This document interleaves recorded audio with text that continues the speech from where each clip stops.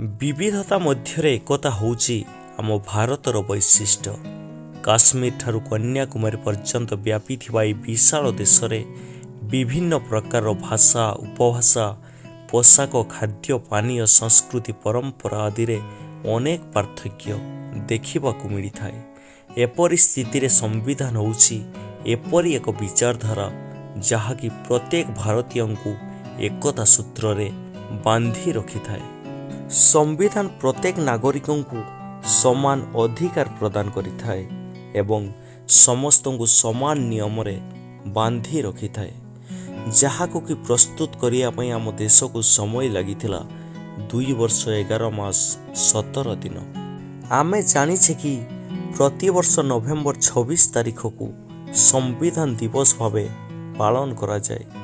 1949 मसीहा नवेम्बर 26 तारिख दिन भारतर संविधान सभा द्वारा आम संविधान गृहीत होइतला एवं 1950 मसीहा जनवरी 26 तारिख दिन यह संविधान समग्र भारत वर्ष रे प्रणयन करागला।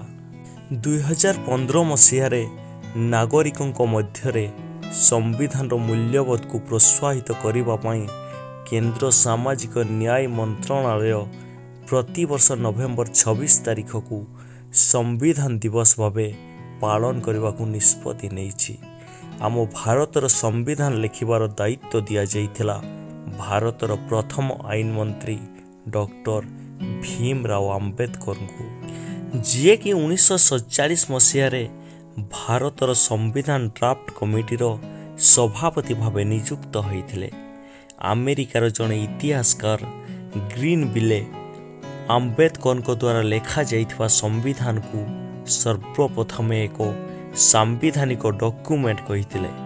देशर शासन पाई संविधान गुरुत्वपूर्ण भूमिका तुलाई थाए। जेहेतु 2015 मसीह डॉक्टर भीमराव आंबेडकर को 125तम जयंती पालित होइतला, तेणु तांको सम्मान अर्थे 2015 मसीहा ठारू भारतीय संविधान दिवस पालन निमंते केंद्र सरकार निष्पत्ति नेइथिले।